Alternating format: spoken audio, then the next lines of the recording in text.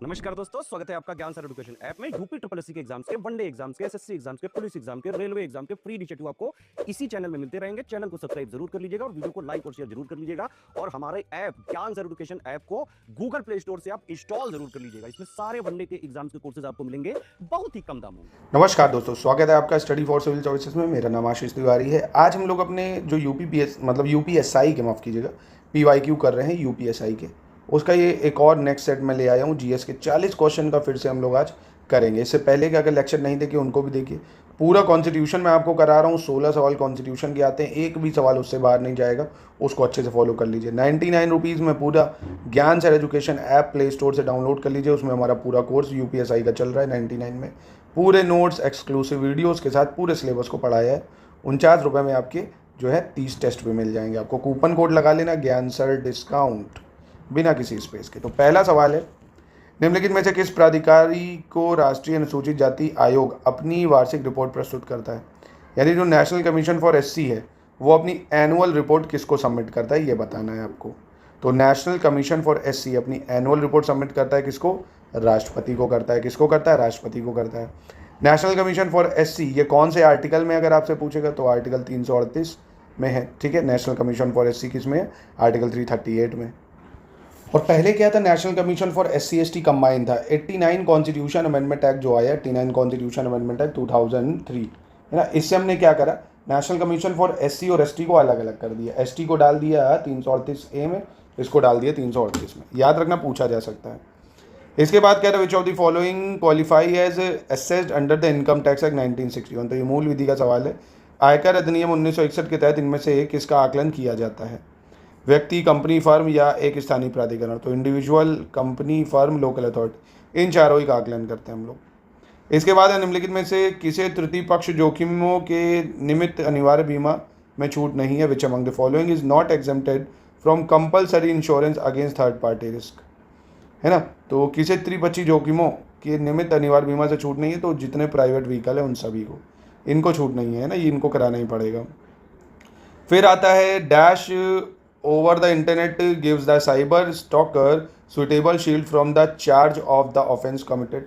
यानी इंटरनेट पर जो है किसके, साइबर अपराधियों को अपराध के आरोप से उचित संरक्षण प्रदान करता है? तो यह है एनोनिमिटी या अनामिकता। एनोनिमिटी या अनामिकता। इसके बाद है आर्टिफिशियल इंटेलिजेंस के जनक के रूप में किसे जानते हैं? Father of artificial intelligence.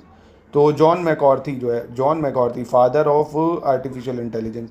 बहुत इंपॉर्टेंट है, आपसे ये सवाल पूछा भी जा सकता है एग्जाम में, क्योंकि आप देख ही रहे हो एआई कितना चल रहा है। ठीक है, इसके बाद है, निम्नलिखित में से कौन सी जनहित याचिका जीवन के अधिकार यानी राइट टू लिवलीहुड, जिसे फुटपाथ पर रहने वालों का मामला भी कहा जाता है, उसको संदर्भित करता है? तो राइट टू लिवलीहुड ये आता है Olga Tellis versus Bombay municipal corporation case, है ना। तो इंपॉर्टेंट जो केसेस है उनसे सवाल पूछा जाता है, तो ये वो है Olga Tellis versus Bombay municipal case.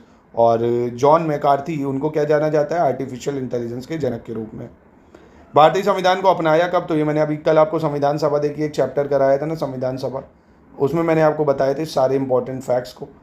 तो संविधान को हमने अडॉप्ट करा 26 नवंबर 1949 को। ठीक है, जितना संविधान में करा रहा हूँ अगर आप उतना कर लेंगे, मैं अपना साइन करके आपको दे रहा हूँ लिखित में, उससे एक सवाल बाहर नहीं जाएगा, उसको अच्छे से कर लेना। फिर कह रहा है GAVI is a global vaccine alliance, यानी ग्लोबल वैक्सीन अलायंस, इसको क्रिएट कब करा गया है? सन 2000 में। कब करा गया? 2000 में। भारतीय संविधान का कौन सा अनुच्छेद उच्च न्यायालयों के न्यायाधीशों द्वारा शपथ या अभिपुष्टि से संबंधित है? विच वन ऑफ द या which article of Indian constitution deal with oath और अफर्मेशन ऑफ जज ऑफ हाई कोर्ट? तो हाई कोर्ट के जो जज हैं वो शपथ वगैरह किससे लेते हैं? अनुच्छेद 219 से। किससे शपथ लेते हैं? अनुच्छेद 219 के थ्रू। ठीक है, ऐसे राष्ट्रपति का भी शपथ बहुत ज़्यादा इंपॉर्टेंट है, राष्ट्रपति की आर्टिकल 60, है ना, ये भी बहुत इंपॉर्टेंट है। इसके बाद कह रहा है किस संगठन द्वारा एक पहल रिस्कलिंग क्रांति की शुरुआत की गई थी? तो रिस्कलिंग रेवोल्यूशन जो है, विच ऑर्गेनाइजेशन लॉन्च्ड दिस? तो इस रिस्कलिंग रेवोल्यूशन या रेवोल्यूशन को और लॉन्च करा था वर्ल्ड इकोनॉमिक फोरम ने। किसने? विश्व आर्थिक मंच ने। फिर कह रहे हैं निम्नलिखित में से कौन सा मंत्रालय सरकारी मार्ग के माध्यम से भारत में प्रत्यक्ष विदेशी निवेश का प्रबंधन करता है? Which of the following ministry administer the FDI in India through government rule? तो ये कहती है ministry of commerce and industry. ठीक है, ministry of commerce and industry. भारतीय संविधान के निम्नलिखित में से किस अनुच्छेद के तहत राज्यों में विधायिका का गठन किया गया है? तो लेजिस्लेचर इन स्टेट्स ये किसके थ्रू बनाया गया है? नहीं, जैसे विधानसभाएं हैं राज्यों में तो अनुच्छेद 168 के थ्रू बनाया गया है, ठीक है। और ऐसे ही अनुच्छेद 169 इसके थ्रू क्या है, पार्लियामेंट जो है वो लेजिस्लेटिव काउंसिल यानी विधान परिषद बना भी सकती है और उसको ख़त्म भी कर सकती है। और आपको पता होगा भारत में सिर्फ 6 राज्यों में ही विधान परिषद है, 6 राज्यों में। यूपी है, बिहार है, आंध्र प्रदेश है आपका, तेलंगाना है और इधर महाराष्ट्र कर्नाटक है, बस 6 राज्यों में है और सब में एक ही सदन है। इसके बाद कह रहा है विश्व का एकमात्र ऐसा कौन सा देश है जो बाघों और शेरों को उनके प्राकृतिक आवास में रखता है ना? तो ये इंडिया ही है ना। इंडिया जो है ऐसा कंट्री है जो होस्ट करता है बोथ टाइगर और लॉयन को उनके नेचुरल हैबिटाट में ही। फिर कह रहा है मकर संक्रांति का त्योहार है प्रतिवर्ष निम्नलिखित में से किस महीने में मनाया जाता है? Festival Makar Sankranti celebrated every year. तो ये मनाते हैं हम लोग जनवरी में। कब मनाते हैं? जनवरी में। इसके बाद कह रहा है संविधान द्वारा परिकल्पित लोकसभा के सदस्यों की अधिकतम संख्या कितनी है? The maximum strength of house of people in विसेक्स। तो लोकसभा में मैक्सिमम कितने सदस्य हैं? 552 सदस्य, ठीक है। अब इसमें 2-3 चीज़ें याद रख लो। पहले तो 552 थे, अब प्रेजेंट में आप देखोगे 550 ही हो गए, क्योंकि एंग्लो इंडियन जो 2 थे उनका प्रोविज़न हटा दिया गया है ना। और 550 में भी आप देखेंगे 500 जो 30 है वो राज्यों से लिए जाते हैं, 28 राज्यों से, और 20 सदस्य लिए जाते हैं यूटी से, ठीक है।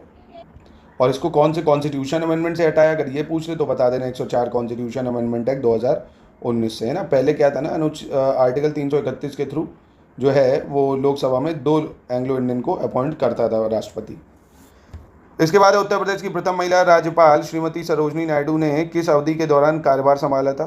तो फर्स्ट वुमेन गवर्नर यूपी की थी, नाम याद रखना, सरोजनी नायडू। टेन्योर पूछे तो 47 से 49। निम्नलिखित में से किसने भारत में शून्य बजट प्राकृतिक खेती की अवधारणा को प्रोत्साहित करा है? जीरो बजट नेचुरल फार्मिंग की बात करा है तो सुभाष पालेकर, ठीक है।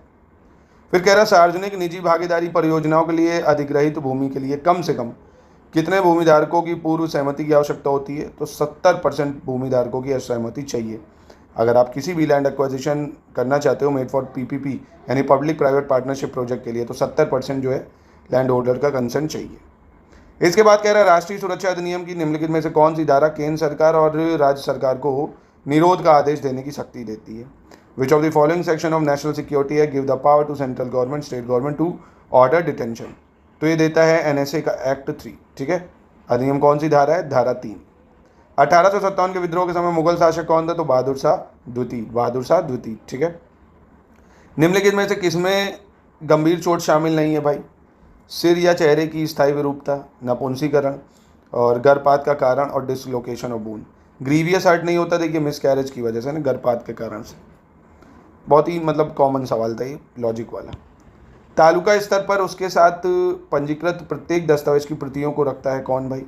यानी मेंटेन करता है copies of every document registered with him at taluka level, तो ये करता है सब रजिस्ट्रार।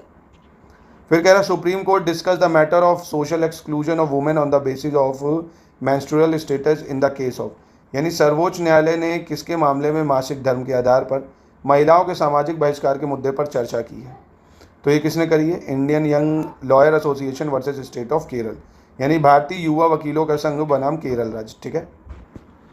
इसके बाद नेक्स्ट देखते हैं, कह रहा भारतीय संविधान का निम्नलिखित में से कौन सा अनुच्छेद राज्य को सामान्य न्याय को बढ़ावा देने और गरीबों को निःशुल्क कानूनी सहायता प्रदान करने का निर्देश देता है ना? To promote equal justice and provide free legal aid to the poors. तो ये बहुत इंपॉर्टेंट आर्टिकल है, डीपीएसपी का आर्टिकल 39 है, बहुत इंपॉर्टेंट। ऐसे आर्टिकल 44 भी बहुत ज़्यादा इंपॉर्टेंट है, यूनिफॉर्म सिविल कोड की बात करता है, ये भी आपसे एग्जाम में पूछा जा सकता है। यूनिफॉर्म सिविल कोड आर्टिकल 40 में ऑर्गेनाइजेशन ऑफ विलेज पंचायत के बारे में दिया है ना, तो ये भी महत्वपूर्ण है। फिर भारत के राष्ट्रपति का चुनाव लड़ने के लिए न्यूनतम आयु कितनी चाहिए अगर आप प्रेसिडेंट बनना चाहते हो? तो इस तरह के देखो बेसिक सवाल आते हैं, बहुत ही बेसिक, है ना। 35 वर्ष यूपीपीएससी लेवल के नहीं आते हैं, बहुत ही सिंपल सवाल आते हैं। 1930 में डिप्रेस क्लासेस एसोसिएशन की शुरुआत किसने की थी? तो BR अम्बेडकर जी ने करी थी डिप्रेस क्लास एसोसिएशन की। तो मैं फिर से आपसे कह रहा हूँ, जितने अभी तक यूपीएसआई में PYQ पूछेंगे एकदम घोर के पी डालो, बहुत हेल्प हो जाएगी आपकी उससे। फिर स्पाइना बिफिडा नामक जन्म दोष को रोकने के लिए किस विटामिन की आवश्यकता होती है?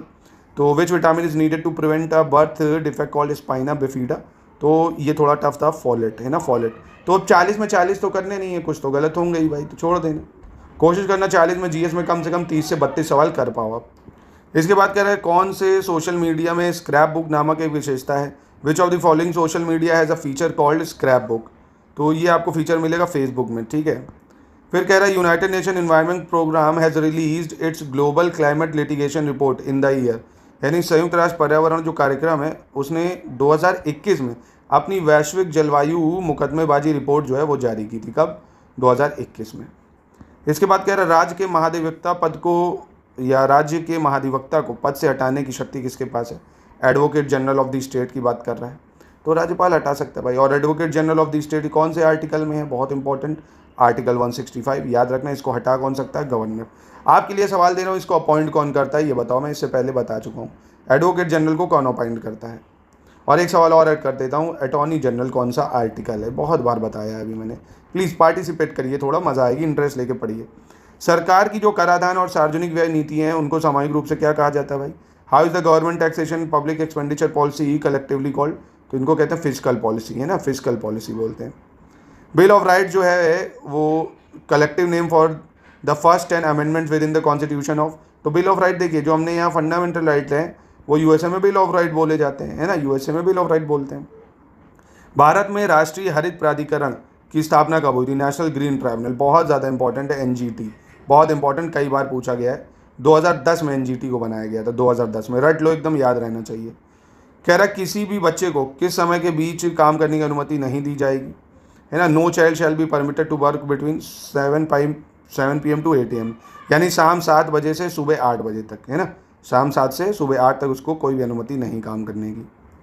फिर कह रहा भारत में सीमांत कामगार एक ऐसा व्यक्ति होता है जो 1 वर्ष में कितने महीनों से कम के लिए कार्यरत है, यानी in India marginal worker is a person who work for less than how many months in a year.